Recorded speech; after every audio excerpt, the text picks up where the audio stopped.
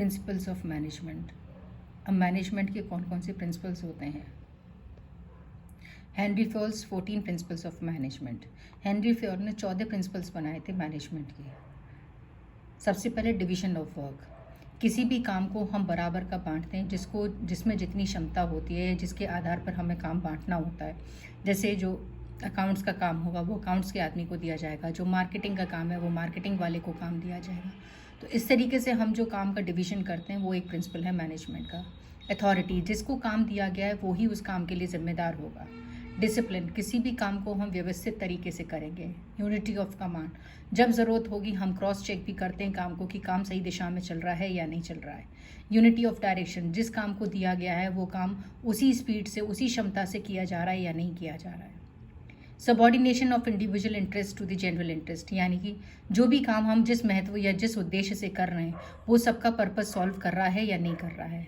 Remuneration, काम जो हम कर रहे हैं वो उसके लिए पेमेंट प्रॉपर तरीके से दिया जा रहा है नहीं दिया जा रहा है। सेंट्रलाइजेशन, हर एक का काम सही तरीके से चल रहा है कि नहीं चल रहा है। स्कालर चेन, जैसे अगर अकाउंट्स का काम है वो अकाउंट्स के ज़रिए हो रहा है, उसके बाद मार्केटिंग का काम है मार्केटिंग के काम से हो रहा है, या प्रोडक्शन का काम है वो प्रोडक्शन के तरीके से हो रहा है। तो ये जो चेन बनी हुई है वो ऑर्डर में काम कर रही है नहीं कर रही है। ऑर्डर, जिसको जो काम दिया गया है वो काम अपना पूरी तरीके से करे। इक्विटी, सबको बराबर का महत्व देना, ये नहीं कि कोई लेबर है तो उसको महत्व नहीं देना, या कोई मैनेजर है उसको ज़्यादा इंपॉर्टेंस देना।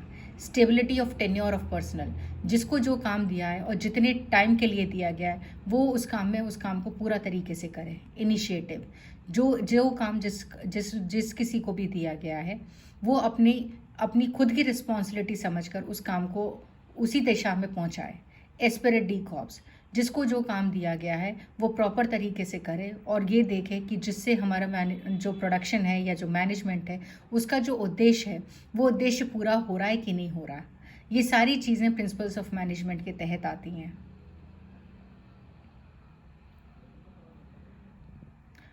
हेनरी फ्योल के यही 14 प्रिंसिपल हैं जो मैनेजमेंट के हमें याद करने हैं।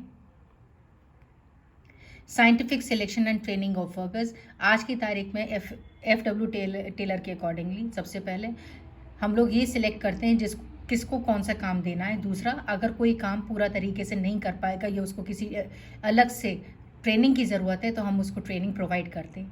Cooperation between labour and management, आए दिन आपने देखा होगा इंडस्ट्रीज़ में और कंपनीज़ में लेबर और मैनेजमेंट के बीच टकराव चलता रहता है। इसलिए हमेशा ये कोशिश करनी चाहिए कि उन दोनों के बीच समन्वय बना रहे ताकि किसी को भी नुकसान ना हो, ना तो कंपनी में ही नुकसान हो और ना किसी मजदूर को नुकसान हो। इक्वल डिवीजन ऑफ रिस्पॉन्सिबिलिटी, यानी कि जिसको जो काम दिया गया है वो अपने काम को इम्पोर्टेंट समझते हुए, अपनी जिम्मेदारी समझते हुए उस काम को पूर्ण पहुँचाए। Science not rule of thumb, यानी कि जो मैनेजमेंट है वो एक साइंस है। ऐसा नहीं है कि अंगूठा छाप लोग जो है उसको ही वो काम किया जाता है या हम उसको एक रूल ऑफ थंब समझ के चलें, ऐसा नहीं है। क्योंकि मैनेजमेंट के लिए भी बहुत अच्छी तरीके से ट्रेनिंग की ज़रूरत होती है, एक्सपर्टीज़ की ज़रूरत होती है, उस दिशा में उसकी पूरी जानकारी की ज़रूरत होती है। कोऑपरेशन, आपस में सबका समन्वय बना हुआ बहुत ज़रूरी होता है, समन्वय ज़रूर होना चाहिए। क्यों? क्योंकि अगर आपस में टकराव होगा उससे नुकसान मैनेजमेंट का होगा, यानी कि कंपनी का नुकसान होगा। कंपनी के नुकसान जो होता है वो किसी के हित में नहीं होता है, नॉट इंडिविजुअल, यानी कि कोई भी काम जो दिया जा रहा है वो किसी एक आदमी का काम नहीं है, वो पूरे मैनेजमेंट का काम है, पूरी कंपनी का काम है, पूरी इंडस्ट्री का काम है। तो उसको हमें उतनी ही कोऑपरेशन के साथ, उतना ही आपस में मेलजोल बढ़ाकर उस काम को पूर्णतः कंप्लीट करना चाहिए।